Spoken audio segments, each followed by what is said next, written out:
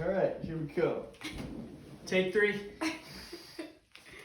Okay, welcome everyone. My name is Johanna D. Brouwer. You can just call me Johanna. I go by she, her. Would you please introduce yourselves and how you would like to be addressed, please? Hi, my name is Mikhail. I am a family man from the Czech Republic, and my pronouns are he, him, and I'd like to be addressed as Mikhail. Okay, and you? My name is Brad. I am a wealthy business owner from the United States, and my pronouns are also he, him, and I'd like to be addressed as Brad. Okay, perfect. Nice to meet you both. Are you both here voluntarily? Yes. Okay, and are there any time restraints or special circumstances that I need to be aware of before we begin? Nope. Okay. Are all cell phones on silent or off? Yes. Okay. Thank you all for being here. So I understand that you are here today to discuss some issues that may be frustrating to you. First, thank you for coming, especially if it was recommended to be here. So I'm here to address your opinions and differences on recycling. Is that correct? That is correct. Okay, and hopefully we're going to resolve some of these issues to a point that we can have a written agreement on these issues. So whether we reach a written agreement or not will be the only thing reported back to your attorneys. So I don't work for the attorney. My sole purpose is to mediate this discussion as a trained mediator. I know this might be difficult. If it were easy, we would all be able to reach mutually pleasing decisions on our own. So thank you for agreeing to use mediation to help resolve your dispute.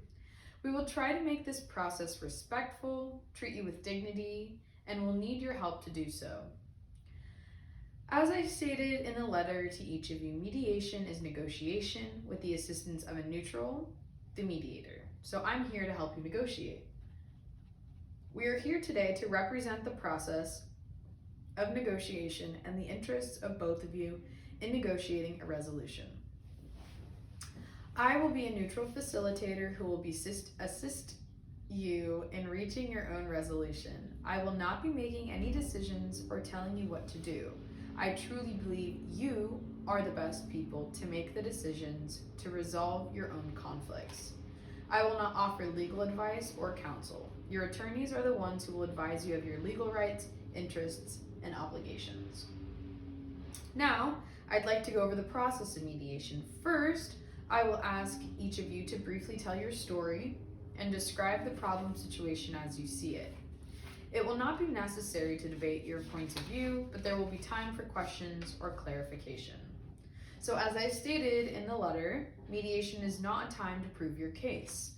I may ask some questions that I believe will help broaden our understanding of the problem.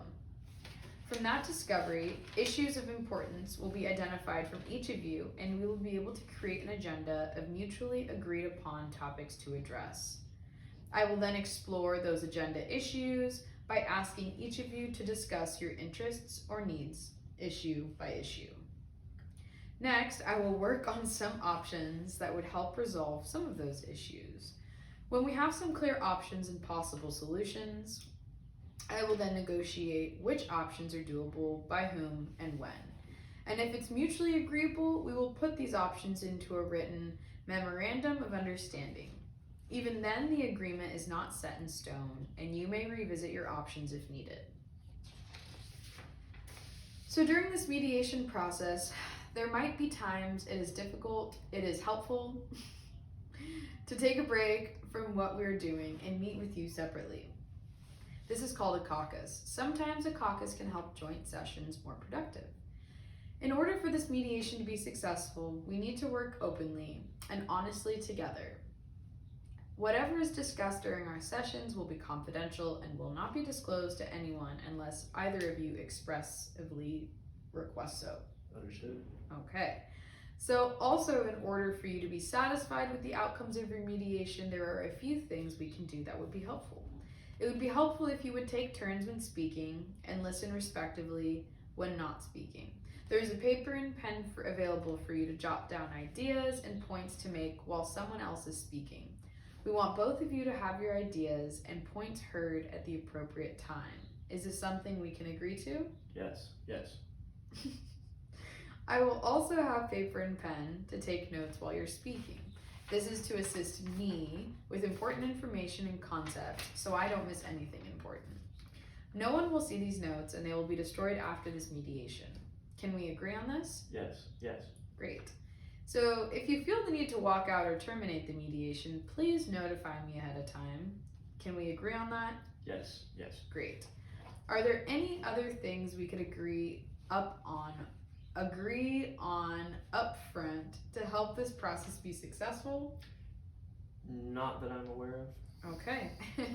So we plan to meet for about 15 minutes and we'll be taking a break at some time during those 15 minutes. So during the break, you can use the restroom, get a drink of water. The location of the bathrooms is going to be down the hall to your right.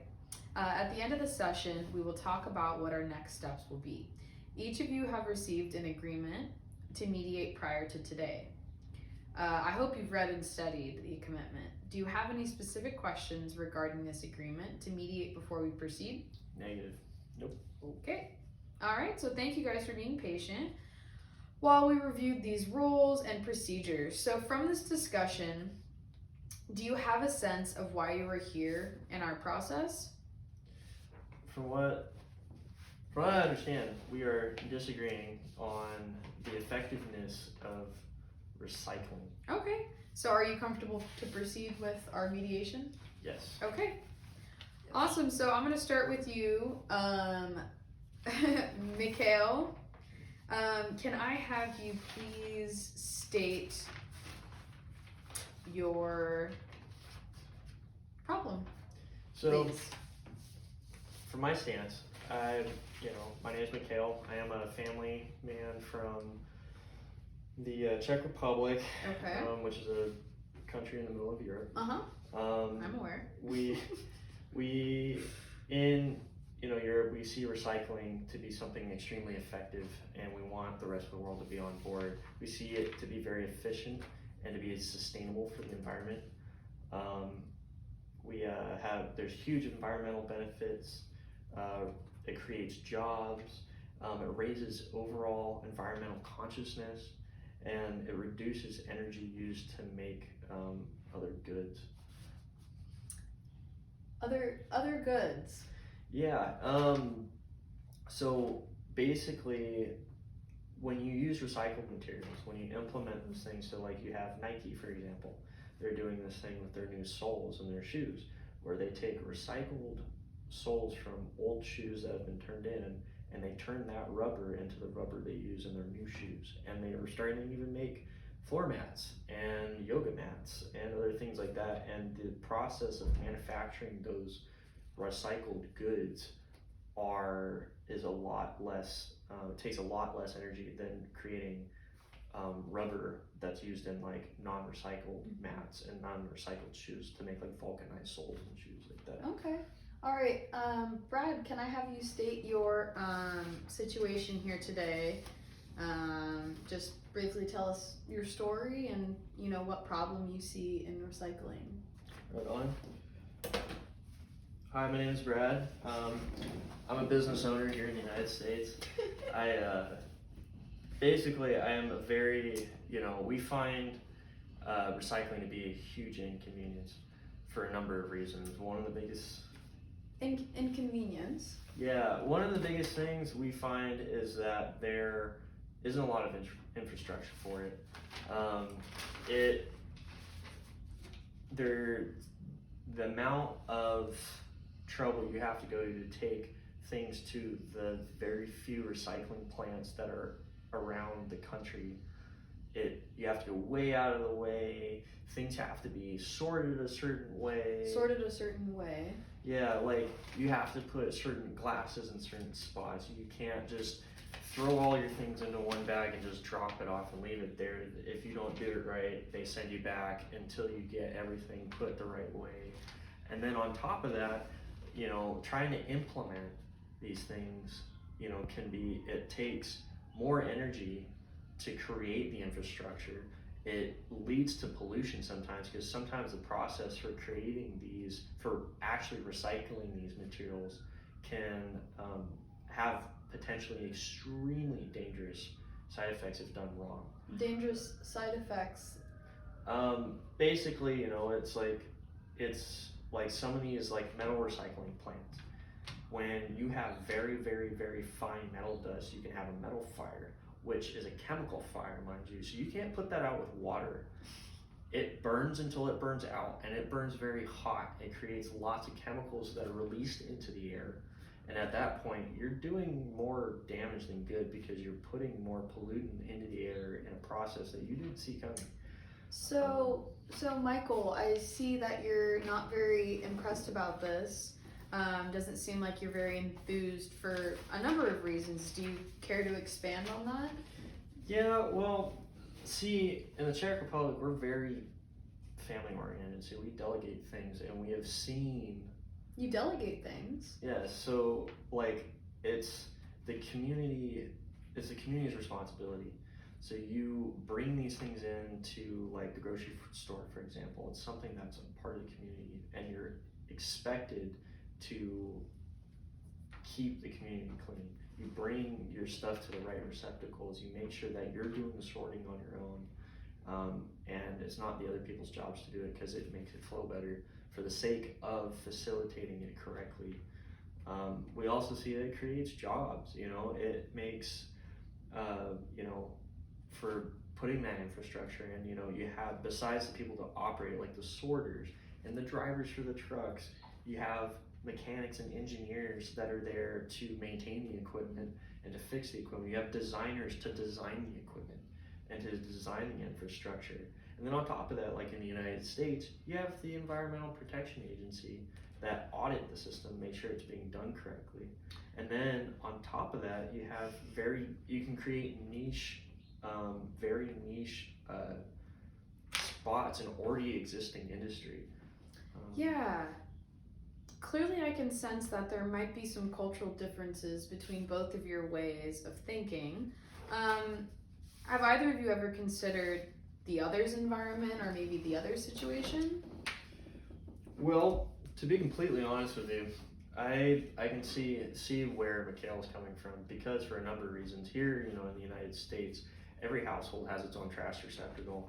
So when I go to put my trash out in the middle of the day, as long as I'm putting it in my receptacle and I'm doing it the correct way, that's all I care about. If my neighbor wants to go throw all his bags out in the street and then let the birds get to it, I'm not going to go clean up his trash. I'm not going to go out of my way in the middle of the street. So I can see how in Europe, where a lot of the infrastructure is already in place, and especially having it with the community, everybody's working together to keep things clean. Everybody's working together to move this movement forward and make recycling work. Whereas here, we're very profit oriented, and unless it's convenient, it's not worth it. Yeah, so I'm going to be taking both of you separately right now into a private caucus so that we can further discuss some of these issues. But before I do that, what do you see potentially as a viable option that will meet both of your needs today? Well, I do have to admit, here we see a lot of, in my country, it is living proof that it works.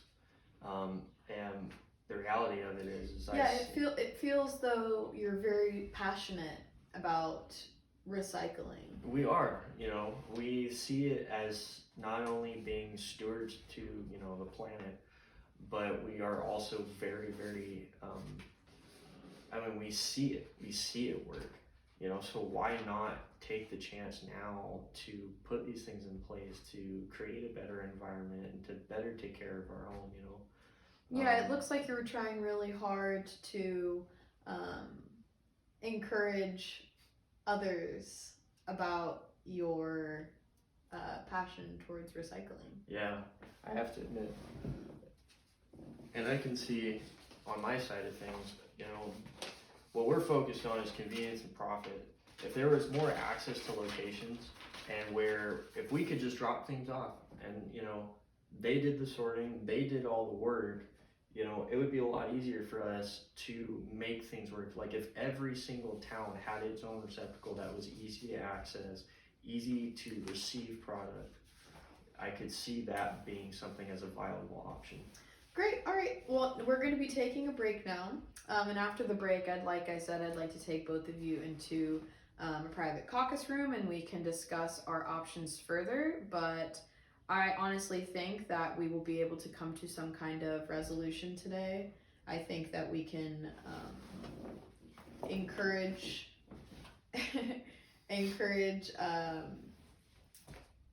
our partners here of recycling. So I think that we will come to some kind of closure here today. We agree. Okay. Lord. Oh my god, we gotta watch it. It wasn't recording. It wasn't recording.